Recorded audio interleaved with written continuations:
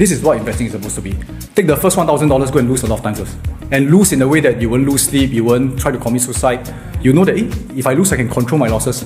I think the rest will be a lot easier. If today you start from scratch, you have nothing, like you have no resources, no network, how would you do it to get this $1 million portfolio? Yeah, I like this formula so much. After a while, I realized the best investor is not because they are better at picking stocks. It's not because they have a better entry or exit, It's really, they know that... Meet Sean Seah, Singapore's one of the most well-known investor and entrepreneur. A man with a sense of humor so sharp, he will jokingly tell you that I'll be following you guys, you'll see my ads every day. but behind the laughs lies a powerhouse of knowledge and hard work.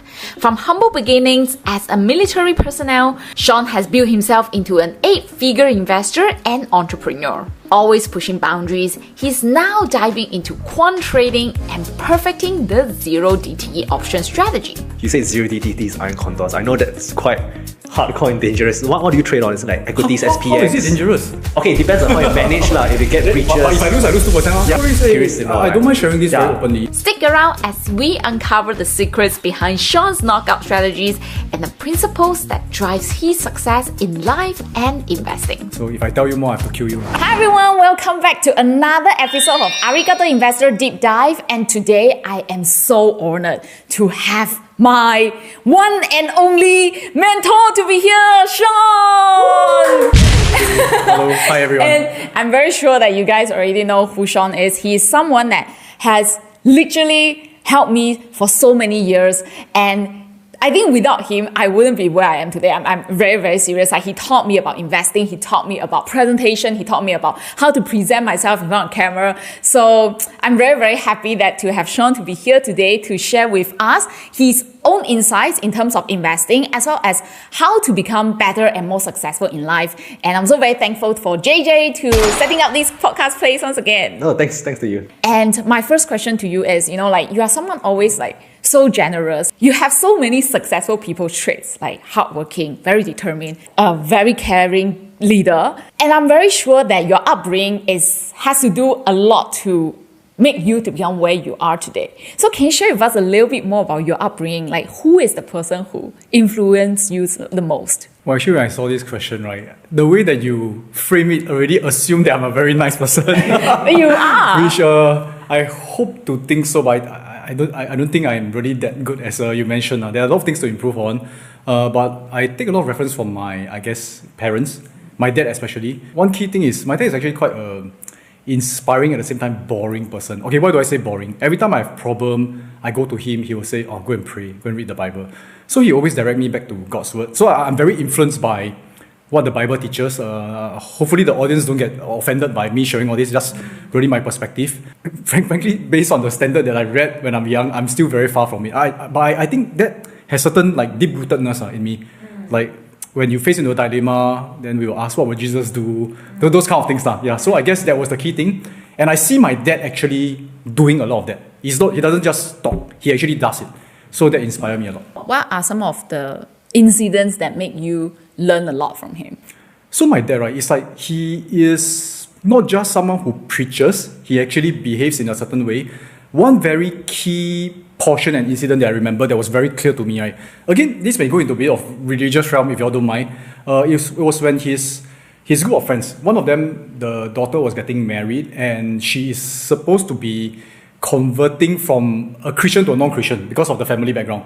So it was a very sad thing for Christians, correct? Then a lot of the so-called group members say, maybe we shouldn't attend because it's like we shouldn't support this kind of things. But my dad went, and I asked him, why do you go? It's I thought we are Christians, we are supposed to make sure that people become Christian. Then he said that I think a lot of people don't understand the Bible or Christianity. The main thing is love, loving your people, loving your friends, loving your neighbor, loving God. And when someone is getting married, what is the best way to show love? Is it to don't attend, make the person feel lousy, or to be there for the person? And he makes me realize it is not just reading the word and being very dogmatic about it, but really truly living it and learning to love people, which is not easy, by the way. It makes you go into very difficult situations. Yeah, and I'm pretty sure he probably also faced a lot of pressure back then from all the other people who were probably against this idea, but he's there to show love. There's the cool thing about my dad. It's he cares about what people think, which is something I also hope to learn more and more from him. He really okay, what you think of me is not my business. Again, he feels that his only audience is like pleasing God and also living a life that is correct. He really lives that. So I've seen a real human being does that. So it can be done. I felt. Yeah. I think one day we should interview his dad. I don't think he will care about it. He doesn't want to be in front of a camera. Today, right, a lot of people also see you to be very successful, being a role model to many people. And I'm also very sure that the journey is not easy. From you starting from zero, you used to be a civil servant serving in army to eventually, coming out as an investor to eventually quitting your job and setting up your own business. What was the journey like your $1 million journey? Do you still remember that feeling when you suddenly saw, oh my God, I hit Okay, so do I still remember? He's only 28 years. It's many years ago. So, okay, I first started got motivated to learn about financials is really when I got married. I still remember the moment I decided, hey, I really want to learn about investing, learn about making money, was when I was back from my honeymoon. Because I married my wife, and when we were on the way back, right, I was thinking, hey, tomorrow I have to go back to work already. Then and my work hours is very long. Because in the military, okay, by the way, I'm not bashing the military. I love this place. And please sign on. Okay. He served. Until today, he served. Like, I still volunteer. Amazing. I still volunteer for NS. Although Are you a CEO or OC? No. I'm in the HQ division. Okay. So if I tell you more, I have to kill you. No, just kidding. But when I was looking at my wife, I remember she was sleeping on the plane. Then I said, wow, tomorrow, the next time I see her will be back at night. Then it will be very late. And this will be my life for the next 5, 10, maybe 20 years if I stay in the career. But that was my imagination. The army practiced a lot of work-life balance. Okay, so do consider that as a career. So politically correct. No, it's not. I truly believe in it. So if my children say they want to sign on, I will say go ahead. I learned so many things that I took for granted. I realized, like even certain leadership traits and things like that. But back then, I was thinking I really want more time with her. I don't want to have so much time locked in the career. So that was the initial spark. Then I began to learn how to invest, and I mean, the next push was when my son was born. Wow, even more motivated, and make a lot of mistakes along the way. Wow, really, you thought you know, but you didn't know. It's like you think that investing very simple. Then you start to make money, become overly confident, then burn everything. So that was the journey. I remember more of the painful part. I don't know why. I remember all the part I lost money. Then the making money one is like, after a while, okay, I'll just make even hit millions. I also never go and calculate when hit millions. But I do know that, okay, the finances enough to quit my job. So I eventually left my job. How long did it take for you to be able to financially well off to quit your job? About 7 years. So 2005, I started dabbling into it. Went to actually learn all over the place, test out different strategy. When I say test out, it's not really test out. I jump from one strategy to the other strategy because how come this one is not working and then keep jumping. And I guess it almost took me maybe 2-3 years to start to become a bit more stable. And I think it's stable, then drop again. It's up and down. Then probably after 7 years, then I realized, there's a certain consistent way to make certain income. Yep. If you can turn back time, will you do it differently? Or you will think that actually these 7 years of testing and learning is what truly makes you who you are today? Yeah, as what you mentioned, we all think that we could have done it differently, correct? I mean, we should actually learn from our mistakes. But when you go back there, again, based on that age, that mindset, that time frame, even if I give myself what I know right now, probably I will go and do something stupid again. I'll go and very slowly. Is there a faster way to make money faster than burn? So definitely I will, if I can have the kind of experience and maturity back then, definitely it will be different. But interestingly, techniques, strategies, all this doesn't change that much. It is a lot about, in my opinion, position sizing, a lot about managing the portfolio as a whole, not just individual stocks. So when you're talking about portfolio sizing, position sizing, what is your advice to investors? Okay, so you must be able to tahan, or you must be able to lose enough to find out what is happening. So you must lose enough and be able to survive until you eventually realize, this is what it means. This is what value investing means. This is what ETF investing actually means. This is what it means when the market draws down. Then you will be able to become more consistent. But you must have the ability to lose enough times. So you must go a bit. You want the scientific way? Actually, I'm wearing a t-shirt. So this is the Kelly's criterion. Sizing is everything. Yeah, I like this formula so much. After a while, I realized the best investor is not because they are better at picking stocks.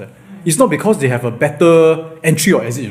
It's really they know that this entry gives me highest chance, I will actually put more. It is allocation. That's what the portfolio manager does. The trader execute the trade, but the portfolio manager say, okay, this one allocate 2%, this one 5%. This one is, in fact, pretty basic yet advanced. I was reading through, I jump a bit, reading through the Turtle Trader again. It's a story about this guy who bet with his friend, say, I believe everybody can become a successful trader. And his friend, William Ackman and Richard Dennis, yeah, correct, these two guys. So they bet against each other. They say, cannot be now. You think everybody can be trader? He said, can.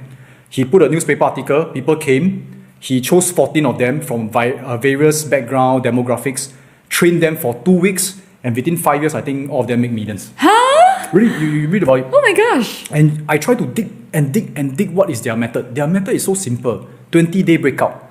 But after that, I saw one exclusive interview, one of them, I believe it's called Jerry Parker, one of the 14 of them, he mentioned that out of the 2 weeks, right, in fact, 14 days, right, there's 12 days they only learn one thing, position size. They learn how to risk manage. Last 2 days, okay, 20-day breakout. So I believe that whatever technique they use doesn't matter one. It's the position size that matters. This is my opinion. How did we come to this topic? Okay, did we... Principle of investing in your Yeah, shirt. principles of investing. Do you make that shirt?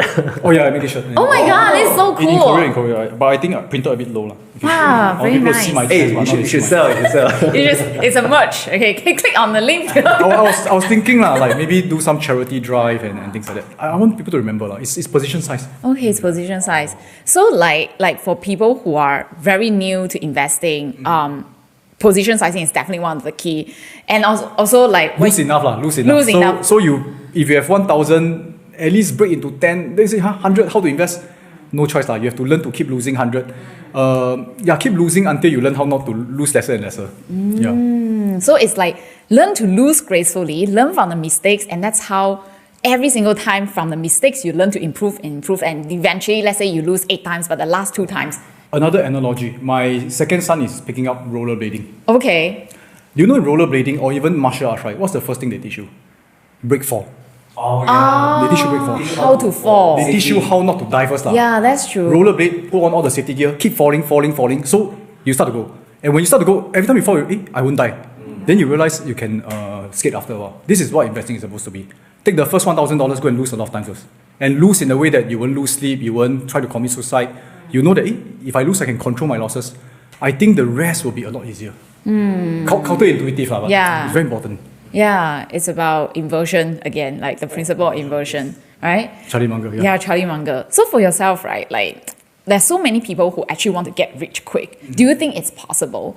If today you start from scratch, you have nothing, like you have no resources, no network, how would you do it to get this $1 million portfolio? I have nothing, but I have my experience and knowledge, and really also nothing. Also can. Network also don't have. Your experience, your knowledge still have, yeah. Experience and knowledge is more of the most important thing actually.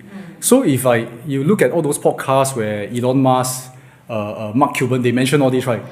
I think a lot of them, they give a very realistic route. They say, first of all, go and find a job. But the point where you find a job, right, is quite strategic already.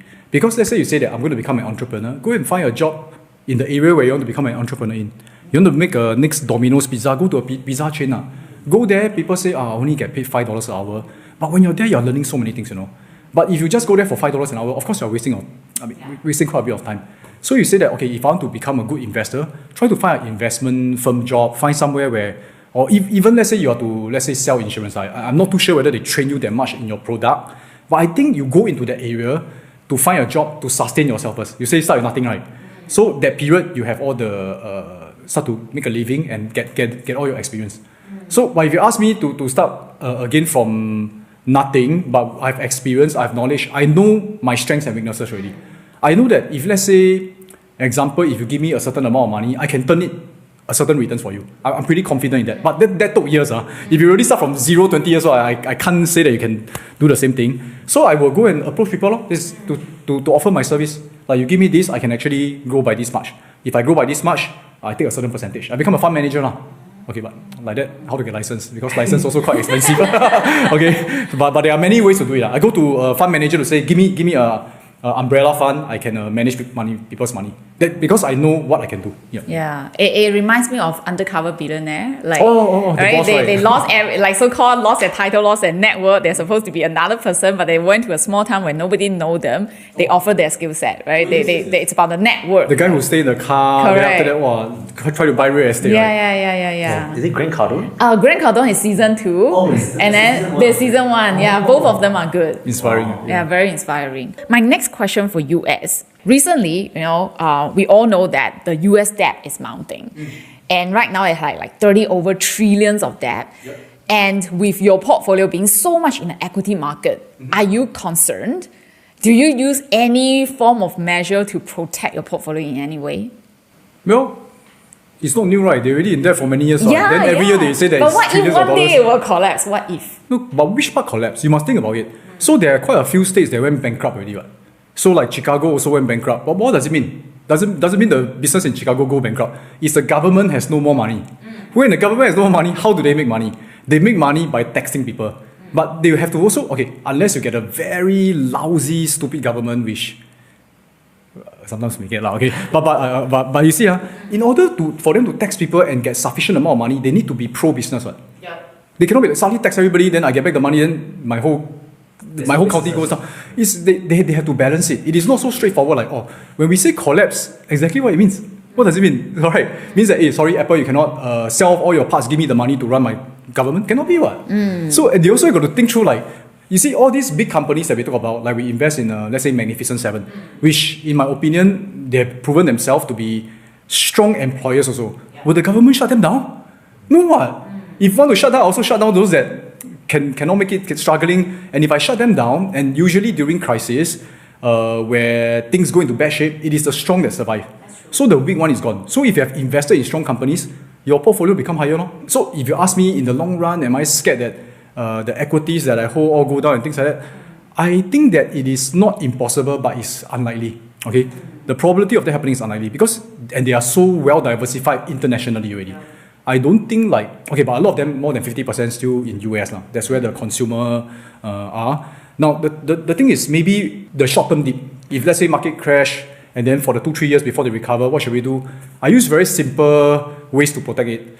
I use this thing called trailing stop loss, which I think, I don't know when is this podcast going to be released, but upon recording, yesterday it dropped by 3%, boom, a lot of my stocks got stopped out. So make a lot of realized profit. They've been making up. So a lot of realized profit, and I'm fine with it. So what I'll see is wait for the indicator, recover, go up, then jump back in. And it to me doesn't make sense. The whole, but the market never makes sense. The whole entire market drop to me is, if they read carefully, the whole Fed and all that, they expect higher inflation. And how do you drive higher inflation? It's better economic data, better businesses. Business won't increase price if let's say customers can't afford. So if let's say everything is better, that's why they want to control the interest rate, don't cut so fast. Actually, it's good, what? But people are very scary, boom, drop. Illogical. That's the best time for me to say, but I'm not going to jump in immediately. I'm going to this is my initial thesis. Then just take a look, let's see what happens. How do you train that emotion stability? Do you have any advice for people who get it faster? Is it possible? I watch anime called Jujutsu Kaisen. They're quite funny. I don't know whether you watch Jujutsu Kaisen. My son introduced to me. When you talk about training emotional stability, I just thought of one particular scene. The teacher was trying to teach him, and he made him watch a scary movie and things like that. So every time he feels scared or all that, right, there will be a guy who punch him. But I mean, in terms of myself, if you see, I think last time we also talked about investing is 3M. We have the method, which is which stock to enter, entry, exit rules, all these people most interested in one. So if you sell a course on that, everybody will come. Then the second one is actually money management, which is position sizing. Last one is mindset. Actually, 3 is interlinked. If you actually have a strong method, you know that my entry, exit rule very clear. You have good position size, which if market crash, I also lose this amount only. Then your emotions won't be that affected. So I see my investing, I use this analogy which I don't really like a lot because I don't encourage gambling. But I see myself like the casino. Casino, right? I put a jackpot machine there. When someone pull and then suddenly the guy win 1 million, do I go to my office and cry and feel like committing suicide? No what? I will go there, pop champagne for him, take photo and then say congratulations, please come back some more. No. Because when he comes back, then he'll lose. Yeah, but the thing is, he actually make 1 million out of me. Means that I'm losing 1 million. But am I worried? No lah, because I got a few billion lah. So with your jackpot machine, make sure that when people pull and they really win the jackpot, you don't lose until you have to close down a casino. But you cannot say that every day you have to win what. Then how to run? Who will come to a casino if every day nobody win jackpot, nobody will come what? So treat your whole entire investing like this. Sometimes people win, clap for them lah. Okay, today I lose let's say 5% of my portfolio. Okay, for them. It's okay. Continue to run. Yeah, but the whole entire portfolio must be strategic. Must be in a way that every machine you put out there, actually the expected value in the long run for you is positive one. Do you always have certain percentage for cash or allocation that say, okay, this amount of cash, I will not put it just for safety purposes? Do you have this kind of thing? I do not actually. I do not. In recent years, don't have, because I find very good opportunities. So, I mean, recently I began to do a lot more backtesting, quant-driven data one. Then I realized, wow, there's so many opportunities. Last time, okay, because also a little bit of I wouldn't say regret, but could have learned earlier. So last time I'm very into value-based investing. Yes. Buy good stocks, hold, which does well. Correct. But I can tell you, in some sense, we are very lucky. Yeah. Why do I say it's lucky? Because this method is very, it's already proven by this guy called Warren Buffett, Benjamin Graham. If you have learned from someone else who is not as proven, then you will get stuck in that whole entire value cycle. trap, How come I never make money? So very proven. Then we invest in it. And this method, well, over the years, proven probably 15, 20, 30%, depending on your portfolio size. And the criteria of this is you have to find value stocks at a good price. But it doesn't always happen. And sometimes value stock good price can be for very long, never realized by the market. So I also add on criteria to improve on that. Then recently I explored into other things like factor-based investing, quant data investing. I realized, well, how come I get stuck in value investing for so long? I mean, I love it, but I could have explored other things. So it's like things like we do like 0DT, Iron Condor. It's like, wow, every day can make another additional 1%. I mean, it sounds very little. Every day make 1% of your portfolio by risking maybe 2% of your portfolio. Okay. So anything happen, I lose 2% or maybe 5% of my portfolio. But I every day make 1% of my portfolio, my whole portfolio. And let's say 1 month, I be very selective. I go for maybe 10 trading days. It's 10% a month. So 1 year is about 120%.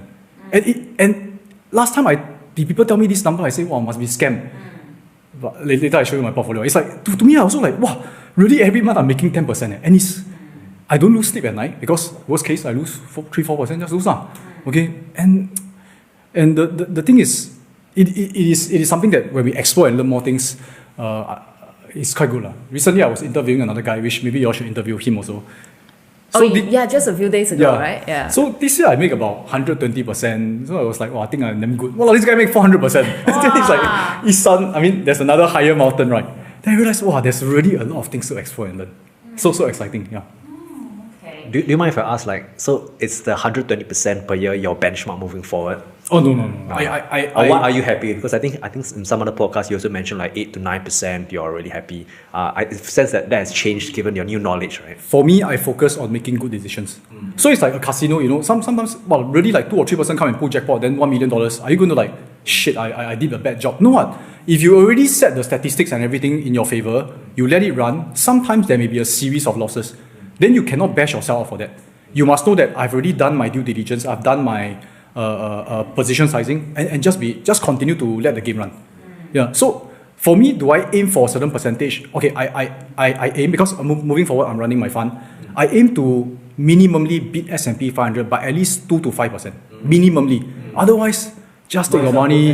Yeah, you don't invest with me. I also feel good taking your money to like invest, right? You know? Do you mind if I ask, in terms of, you say 0DTTs, Iron Condors, I know that it's quite hardcore and dangerous. What do you trade on? Is it like equities, SPX? How is it dangerous? Okay, it depends on how you manage if you get breaches. But if I lose 2%, yeah. So in that case, do you hedge against when it's going against the direction? I know it's not financial advice, but just curious to know. I don't mind sharing this very openly. Even are you trading on specific stocks, equities, indexes? I only do SPX, which is the index.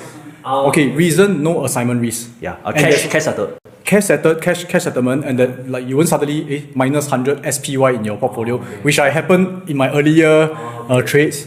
And then for me, okay, because I'm extremely data driven, So in average movement for S&P 500 in 1 month is 0.7%. Average movement 1 month.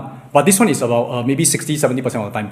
For let's say 1 day, because 0DT is talking about 1 day, the average movement, right, more than 85%. I need to go and check my data again. More than 85% of the time, it will be lesser than 0.7%. Because 1 month moves 0.7% only. But it makes sense, like S&P, if every month move 2%, then 1 year is like, how many? 48% already. That doesn't happen, what? So every month they move very little only, Correct. So every day, by like every day, reason being I can avoid, like yesterday, FOMC, my Telegram, I will tell them, hey, everybody please start today, go and sleep, don't go and touch, don't try funny things, just sleep. Then boom, wow, drop 3%. So I avoided a lot of losing trades, and I have almost 80-90% chance of winning. My goalpost is like 0.8 to 1% wide. Unless S&P can move 1% in a day, or 0.8% in a day, I will lose. I mean, if they move, if you move, you'll lose, but if it doesn't, that's why you earn. And when they move, it must be driven by a few things. Typically, economic data, or maybe earnings of some crazy companies, or if you can't predict war, war this one I cannot. I don't know when Russia going to do anything. So worst case, but you see, Iron Condor by itself already give you a max loss already. You will not lose everything. And even then, I will still do a stop loss, conditional stop loss, where it hits my goalpost, I get out. So I measure each time, probably lose maybe 2-3%. If I win 1%. Okay, what? And the chance of me winning is 90%. So the win-lose rate, everything falls into the Kelly criterion's expectation. Does it make sense to you? I have a question, right? If it's so simple, or I wouldn't say simple, but if it's something that is so predictable, why is it that most traders actually lose money? Well, I tell you, it's so interesting, man. So I got this club where I share with them what I do. Yeah. And I literally post before I trade. Okay. So every day I will post, then after that, tomorrow morning I will show them the results, screenshot. I can tell you, very interesting. Still can people lose money and lose a lot. Then I also asking my friend Glenn, I say, hey, wow, what else can I do? It's like before I enter, I tell them what I'm going to do. I mean, I'm not asking them to follow me, but they do research. Not financial advice. It's not financial advice. So I just give them a benchmark. And then I realize people are very creative. So this is the power of a human, right? Interpretation it's of not what interpretation, you're doing. It's like the strike price exactly there already. What you want to interpret? I think it's greed. It's greed. Yeah, because I do it in a very conservative way. Very hard for me to lose. But for them, they want to bet a bit more. So when they bet a bit more in terms of it goes back to sizing. Yeah, one is sizing, the other one is that premium they want to get more. Because for me, I aim, $40 premium enough. But I do in a lot of contracts. But for them, wow, I do have so many contracts. Maybe I aim for $100 premium. But you do $100 premium, your whole entire, I call it goalpost, becomes smaller, And then one strike out already. Yeah. And then after that, I get emails of people losing few $100,000. Oh dear. So I will just ask, so this few $100,000, what's your portfolio size? Because I don't assume, maybe their portfolio is 1 billion, 200, they cry for what? But then they tell me if they didn't size properly, then it's... Then I say what do you want me to tell you? It's you also know that you are doing the wrong thing, right? And I realize people want to get rich very, very quick. So that's why podcast, I tell you all my secrets, everything. In the end, a lot of investment firms also say we can put our trading secrets, everything out there, and people cannot get the same results. Yeah, it's the nuances. I can put my training plan up there, doesn't mean you can win me in running. Will you actually follow or not? That's the thing. A bit sad. But for if you lose money, actually this year I was talking to my CEO also. We may want to come up with a rehab program. A rehab for people who lose money. Because you realize when you lose money, it's not just losing money, Imagine you just lost, I heard of one guy who just lost about 1 million yesterday. If you just lost 1 million, okay, it's just money, correct? But you go back to work, the way you look at your children, the way you look at the thing, people just look at you, a certain part of your brain probably won't be alive anymore, I think there will be some need for rehab to probably pray for the person, show the person that it's not all about money, and slowly build it back. Actually, can build it back. So the email that I got, the person lost about 200,000. Don't mention names, those kind of things. So I asked, what is your portfolio? So it's 600,000, which is decent. Then lose 200,000. So 30% gone, which is very painful. Then I say, hey, seriously, you got 400,000. 400,000, you make 1% a day is how much? It's 4,000. So 4,000, right? Let's say 1 month, you win 10 times, it's 40,000. You don't need to commit suicide, right? 40,000 not enough for you to live. Just take that 400,000, 40,000. Yes, you will take some time before you make back the 200,000. Maybe 6 months. You do it correctly, it's okay on it. But you suddenly scared, wow, 200,000 gone. But you look at things in perspective, can make back one. Just take it as a lesson. And almost all good investors I know go through all this. Because Kelvin was also sharing. We had a podcast with another influencer. He's also doing, I think, something like what you're doing, yes. right? SPX. I'm not sure if you're doing Uncommon, but you're doing like credit spreads and stuff. Oh yeah, I think similar. It's how you pair it together. Yeah. I think one thing he told me, right, is that like tuition fee. Whether you learn options trading for someone who has done it for decades or years, right? It's either you pay it to the market or pay it to someone. So it really depends on how you learn as well. I prefer you pay to the market. Yeah. Oh, that's interesting. It's coming from you. You pay to someone, you don't feel there is a loss. You pay to the market, you understand the loss and you learn how to deal with it. Yeah, and when you lose, and when it's money you lose based on your own decision, it hits. To me, I just learn a lot more. You learn a lot more. So interesting, that's coming from you. Oh, okay. I think the worst is they pay to someone, but then they still don't listen. Then they end up paying up to the market. Then they will hit that person. Like, hey, I pay you, I thought you shouldn't lose, then now they lose. You just go lose first. My next question is like, because you have been through so much, right? Like, and your portfolio has actually gone to a stage that it's so comfortable for you to literally can like do nothing, right? So what makes you still want to be so driven in, be it like, is it testing out different strategies? Is it like starting your own business, scaling a team? What is your motivation behind? Actually, I was also thinking, like, do all this for what? Okay, but to me, investing, but you talk about driven, actually, because we have worked together for some time, you know that I'm a very competitive person. When I go to sports, I can go into crazy mode. To me, I think finance world is even a bigger competition. It's very interesting. So I do want to beat the results of some of the firms. I want to be the best. Okay, I don't mind losing. It's like I just want to like keep improving, You want to compete. I like the idea of competing for improvement.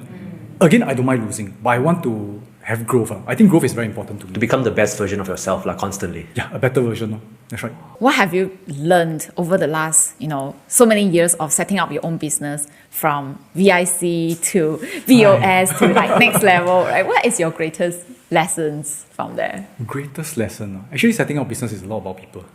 It's about managing people, managing yourself, managing your expectations. So, in the end, must ask yourself what you want, right? What you want and what you believe in. For me, again, my roots comes from the biblical basis, where I think that ultimately at the end of my life, all this is you can't take anything with you. It's like when you go back to for me, my main boss in heaven, he will ask me like, hey, I've given you these talents, I've given you these opportunities. Have you made good use of it? When I say make good use of it, it doesn't mean like you use it to make another few billion, then buy another 10 bungalows. I don't think that's the main purpose. So for me, I learned contentment is important. And I also learned that be contented, but always aim for the next level. Humans are very interesting. I mean, if you go and reflect about yourself, you also realize that you're also very interesting. And sometimes we are not easy to deal with. Okay? Yeah. And I also learned that standing to your principles and also wanting to, let's say, do good. When you do good, right, don't expect anything in return. I think it'll be a lot easier. If you feel that, okay, if I do good, I work so hard, I do this for everybody, they will be grateful and they will be thankful to me. You must understand that they have their own perspective. They are also working hard. They are also like striving hard. And they also feel like, sometimes, how come people don't recognize them? And a lot of this. And I also, be like a mom to a child. Like the mom feel like, wow, I sacrifice so much. How come the children don't understand? But they have their own world, and they also have the struggles that you also don't know one. So I think you continue to do your part and improve, but don't expect the fact that people will really understand you, and don't expect the fact that you may, like they feel like you do good, you get back the good, but it may be a different form. Okay, but if you do it just to improve yourself and know that doing good is for the sake of being good, right, you will be a lot easier. Then I felt that maybe some portions in time I also felt a bit disappointed, felt a bit misunderstood, part and parcel of life. I mean, business is like that. But don't stay there. Just grow with it. And in your own world, you are your main character, right? Everybody they have their own story, that's the thing. That's why you choose to forgive and then also try to understand. Maybe it's from the other person's perspective, but most importantly is stay true to your own principle and continue to do what you truly believe in. Forgive. I don't know whether I forgive people in that sense. Maybe sometimes I need to seek forgiveness. I really felt more of that. Like, people don't for no reason suddenly be upset. You must have done something. And I mean, you can't be perfect, but yeah, just look at it. But again, it's growing. Just grow and don't need to hold on to certain hurts. Because sometimes you may be amplifying it. It may be over already. Yeah, so I felt that certain times I hold on to certain things for too long and a bit stubborn over it. I could have lived a happier life after a while. Okay, just a very silly incident that happened probably 2 or 3 months back. I was walking my dog. I got a very small little dog, Yorkshire Terrier, so small, I was walking in the morning. Then I was walking because a lot of people going to school. Then suddenly got this guy, right, come to me and then she yelled at me. He said, "Wow, you!" I mean, he yelled in Chinese, very, very loud. Then everybody started to turn around and look. Then he want to come forward to punch me, But he looks like a little bit elderly guy, Then he said, "If your dog bite people, how in Chinese, bite people, how so many people here? How dare you walk your dog in the morning? Yell at me, Wow, very aggressive. Then when I saw him so angry, right? Wow, my instinct also kicked back. I also felt very pissed off, crazy. He shot me for. So I just keep my calm and then I say, hey, sorry. And then got some other people start to pull him back, Then after that I start to just walk away into another path near a HDB there. But I can feel my blood boiling. And then I tell myself, hey, obviously, look back at the whole entire scenario. This guy is a siao one. He's the crazy one. And everybody is looking at us. I also don't know why I felt a bit embarrassed. I said, I feel embarrassed for what? Because you didn't do anything. I didn't do anything wrong. Yeah. Why am I feeling angry? I feel angry for what? I keep asking myself. But I just felt my heart pumping. I can feel. Then I got my Garmin. I can check my heart rate. Wow, how come my heart rate is so high? Then I say, okay, this incident, I'm at no fault. There's no significance. I want to see how long it takes before my heart rate goes to normal. So I walk. So I calculate the steps. About 200 meters, I reach a leaf near the HDB. Then start to come down. I say, actually really nothing. Why am I so upset about? Then I move on. So I want to catch myself in this kind of irrational emotions, right? So a lot of times really don't hold on to certain things. Or maybe that guy really last time get bitten by a dog. You don't know what happened, maybe he was traumatized in some way. Don't know, really don't know. Or maybe it's a prank show where his friend said, hey, you go and shot that guy, I give you $100. See your viral video. There's millions of reasons. Don't take it personally. I mean, if you've done something wrong, definitely reflect. But a lot of times, if you have done your best, try to improve, but don't take it so personally. Just move on. That's a very good advice. Yeah. It's more difficult to implement, I feel. Yeah. How do you, at that split second, right? You must be so angry at the man, right? How can you control your temper instead of, shouting back? Sorry. I'm just sharing with you the good part. Actually, my mind run a lot of things, how to punch his face. Yeah. But you control that, what? How did you do that? How do I do it? Don't know. Is it like a training exercise? Okay, 3 second respond. I don't know how, this is a good question. I don't know how to do it, but maybe, you got another story that I started thinking of. But the key thing I think is, maybe you have to take your previous experience, previous experience, I guess it is built up. It is usually driving. Driving, somebody cut you, point middle finger, then you was angry, then try to drive back and cut. I've done that before. Then after drive finish everything, I said, wow, actually very dangerous. Road rage. What am I doing? Yeah. So what if I really manage to drive in front of the person? Will the person say, oh yeah, actually he's the almighty, he managed to overtake me, I should. The person will never be able to see my perspective of why you upset with me for what? Yeah. No, when you're quarreling with another person, the person will have their own stand. Don't need to win them because you can never win them. So make sure you get the best outcome that you get. A bit rationality. So the best outcome is just leave the situation as fast as possible, move on with life. And you one day got 24 hours, you want to spend 20 minutes to be angry with the guy for what? Just go on and move on with life. But I mean, it's a lot of reflection. Then I realized, cut short the time of being upset and angry. I always get anger problems sometimes. Oh, yeah. So I think I need to learn how to control. later you try. I will get flustered very easily, very impatient. So. I think Tony Robbins mentioned, he said be curious. So you are angry because you represent this in something. This person is trying to hurt me. This person is trying to attack me. Then you feel angry, but maybe this person is not trying to hurt you. Maybe this person is very scared of the dog and this is how he react. Maybe this person is I tell you his friend asking him to prank you. This person really want to rush back to shit already and he shitted in his pants and don't want people to see the shit. He actually divert attention. Can have 1 million reasons. Be creative to think of all these reasons. Then you and you will never know the reason. You'll never know. And it's okay. Yeah, it's okay. I like that. Be curious. Yeah, be curious. Yeah, when you're curious, your anger level will naturally disappear, and then you're thinking, hey, what's the cause? Or can Maybe you be should a ask the funny guy, way? hey, uncle, like, is it You go walk around the same area 是不是 again. 被咬过啊? Is it you kena whack? It's Oh, like, that's true. I think he punched Have me. you seen him ever again? No, you don't. No. Do you still walk the same area? I still walk, I don't care. Ah, okay. Okay, so talking about reflections, right?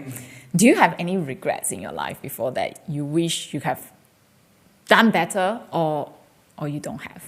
Oh, definitely have lah. I feel that I should. I really feel that I should be a better husband and better like dad lah. I really feel so. But it's always on hindsight. You see, I always thought that I'm doing well. That's why I continue to do the things that I do lah. But on hindsight, I think that I reflected back. I felt that I became very a one track. Like I was very goal oriented. So I want to move towards a certain goal, and I have to transform myself in a way I think will help me achieve my goal faster, which actually become a little bit non-human.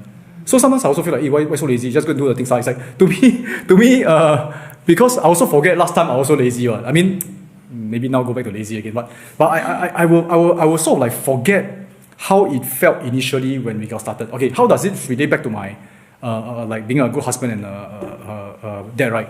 It's because same thing in the family. I will start to do that. I will feel like I become a bit judgy in terms of like, hey, just have a go, just go and do it. Don't need to think so much. Don't need to like do a lot of things. But you know, they're not my empathy client. is gone, They are my family. yeah. So I'm supposed to like be more than that. Yes, I help them achieve what they want, but emotional support, telling them it's okay to fail, telling them it's okay to like sometimes take a break. I sort of like forget a lot of this. So I felt that I lost that portion of it. Took me some time to really learn about it again, and I'm glad that now it's a lot better. But if I could have done it better earlier, it'll be good. Probably now I should also do it for my parents. So my kid was telling me like sometimes when I talk to my mom, it's like I'm coaching her. It's like, like my mom will tell me, hey, this carrot is good for your eyes. They say, hey, who tell you one? You got proof or not? It's like, let's ask ChatGPT. I mean, I'll challenge her lah because I want her to improve also. Yeah. But it's like my kid said, hey, you shouldn't talk to your mom like that. Hey, wow. I felt very grateful. I said, thanks for telling me. The reminder. Yeah, thanks for telling me. So now I will treat my people around me better also. Yeah. I think your kids have taught you a lot of things as well. Oh yeah, they did. What's the best thing about having kids? Okay, I feel that two things are. Number one, you get to live life over again. So I have to go back to the kindergarten, the primary school. I go to school visit. It's like, Nostalgic. yeah, nostalgic. Last time you go past means go past already, but now you can go back over again. Go back again doesn't mean to fulfill your unfulfilled dreams. Then go and force them, go and learn violin. not that. But to go through again is like very interesting. And also, I think having kids, I tell you, it makes you more younger in terms of mindset. Example, the Gen Alpha. Gen Alpha, not Gen Alpha. Gen Alpha language. Yeah. I'm the Sigma, it's always like Skippity, they give us classes lah. So it's very funny. So my daughter was playing a game with me and my wife. She'll come up with a term, then we will try to form a statement to see whether it's correct. So she said the term is Skippity. Then we like, my wife said, oh, tomorrow no school, Skippity. then wrong lah. It's like, Skippity actually means almost anything. So it's quite fun to have kids to like be in tram. Then I think another important portion, again I go back to my biblical roots, right? I think that after having kids, then you realize, wow, what love really means. It can be very sacrificial. So it is easy to love someone when the person is lovable, right? Like the person is nice to you, nice to the person bad lah. But sometimes your kids may not necessarily be nice to you or may not be the nicest person, but you're still willing to sacrifice for them. You're still willing to take the time off. You're still willing to like change your schedule or even sacrifice money. That's real love. I feel that real love from the biblical context, like God sent His Son to sacrifice for us, His life, So that one, only through having kids, then I felt I understand a little bit more. Wow. Yeah.